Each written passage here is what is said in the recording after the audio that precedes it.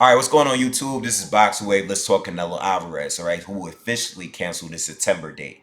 So we already know Canelo Alvarez, he always fights May and September. Those are the national Mexican holidays, all right? So this September, we're not going to get the fight. This comes the same week that he was, or Sergey Kovalev announced that he's fighting Anthony Yard. And we know that Team Canelo was really pushing to get that Sergey Kovalev fight, all right? Sergey Kovalev fights at 175, by the way. All right. So Canelo doesn't take the fight. He doesn't take a fight for September. All right. Most likely he's going to fight in December now. All right. Now I know he has some knee issues and stuff like that, but this is, according to the reports, this is mainly based off him not being able to find an opponent for the September date.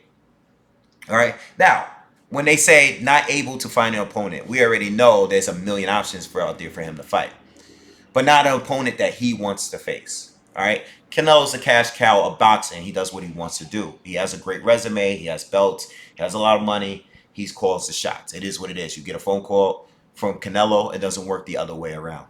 All right. Canelo calls you. He picks you. That's just the way it is. All right. Now, let's look at the options. Let's run down all the names that's been brought up in the last couple years from 147 all the way up to 175. You got Errol Spence. You got Errol Spence at 147. What do I feel about it? I made a video about it.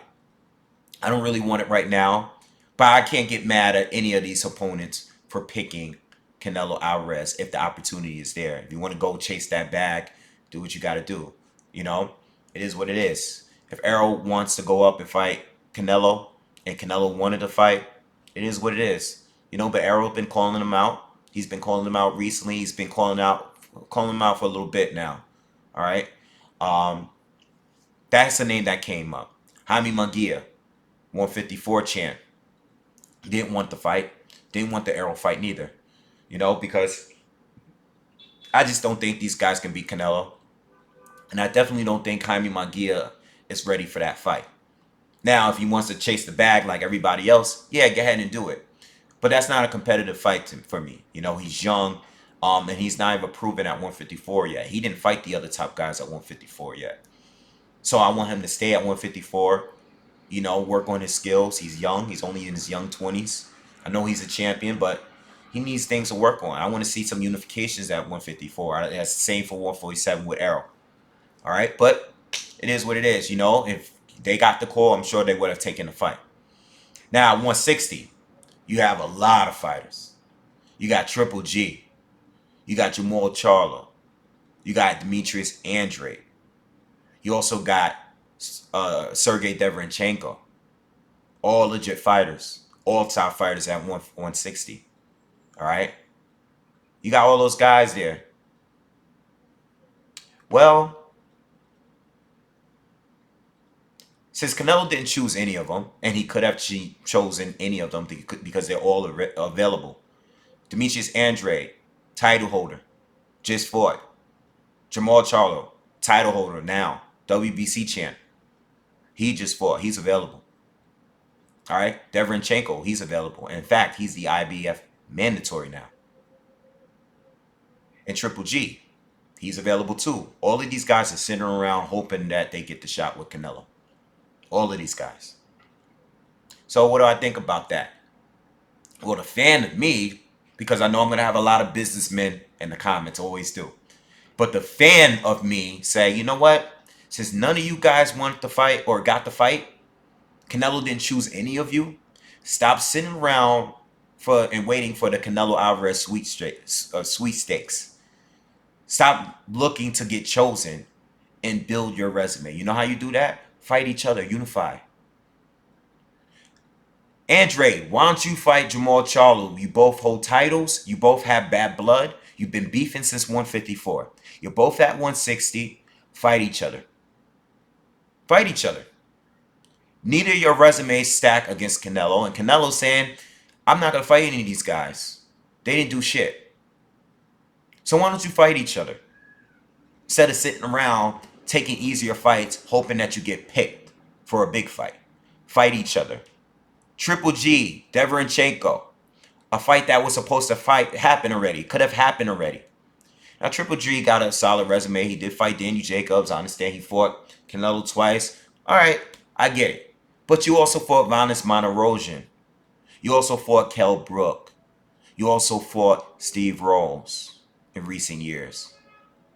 So if you fought those guys, why not fight each other? Or you can mix it up in whatever way. Derevyanchenko fights Jamal Charlo. Demetrius Andrade fights Canelo, Triple G. Whatever way you want to mix it up. Those 4 fighters should be fighting each other. Have a little tournament. Maybe the winner of that tournament fights Canelo.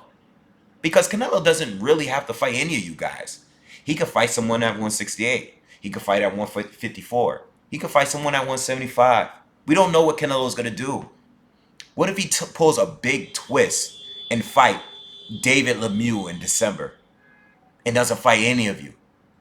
That can easily happen. It can happen easily, just like that. Don't predict the way Canelo moves. You can't predict what he's going to do.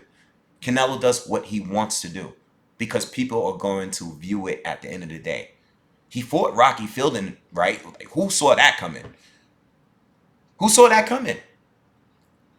And then you have 168. Other names that came up. Billy Joe Saunders. Callum Smith. He could fight one of those two. So why are people sitting around waiting, taking easier fights?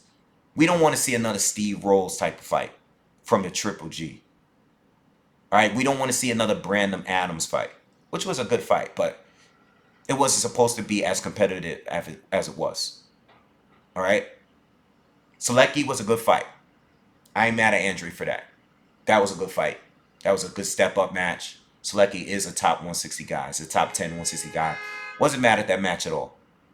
But at the end of the day, while you guys are sitting around, you have to wait to get chosen. And that's the truth.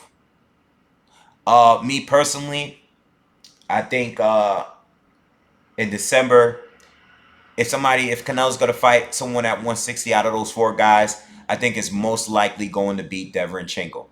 Only because he's a mandatory at this point from one of Canelo's titles. And I know Canelo doesn't really care about becoming undisputed, because if that was the case, he would have just fought Charlo and kept his WBC title, or fought Demetrius Andrade.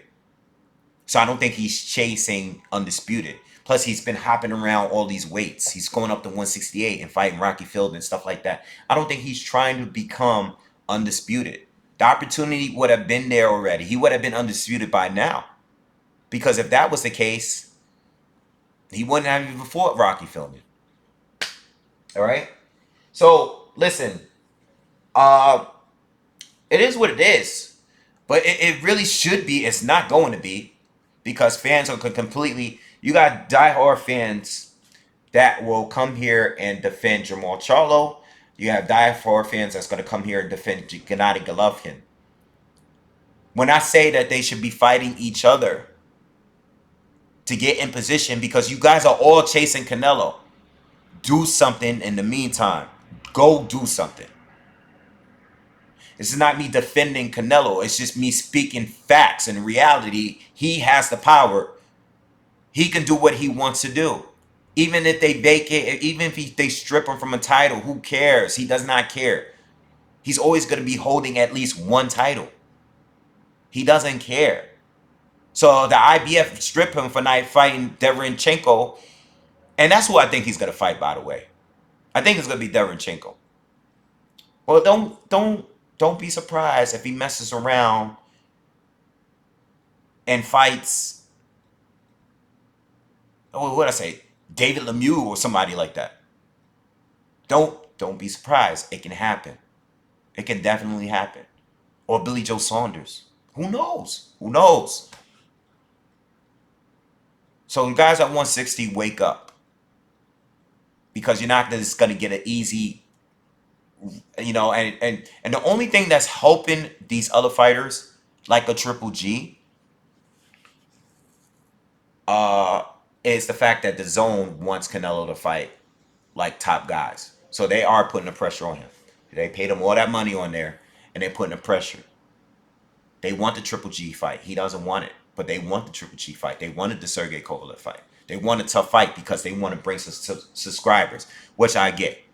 Because I want Canelo to fight top guys. But I understand the game. And normally, you don't go from a tough fight to an easy. They normally go from a tough fight to the easier one to a tough fight to the easier one. That's what they normally do. But the zone ain't really having it. So maybe he will fight one of these fighters. Maybe he won't. I have no idea. Can't call it. Because Canelo's his own boss.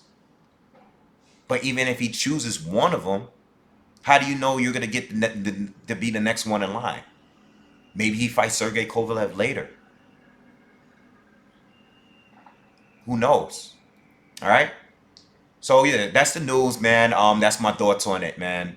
I just, overall, it is what it is. You know, Canelo doesn't like the options he have. He has plenty of them, very good options, but he doesn't like any of them. If it was up to me, I would say fight Demetrius Andrade. You know, that's what I said I wanted. When I did the votes, most of the votes, I think over 50% of the votes said Demetrius Andrade. You know? So I would like it to be Demetrius Andrade. I don't really want it to be Billy Joe Saunders because Billy Joe freaking failed the test and then went up in weight and didn't even fight Andrade. He screwed that up. He screwed Andrade out of the opportunity for proving himself and didn't come back. So I don't personally want Saunders to get an opportunity to fight Canelo. But it's a good fight. It's a great fight. Saunders is good. Saunders is really good, you know. He didn't look great in his last fight in 168, but, you know, he's good.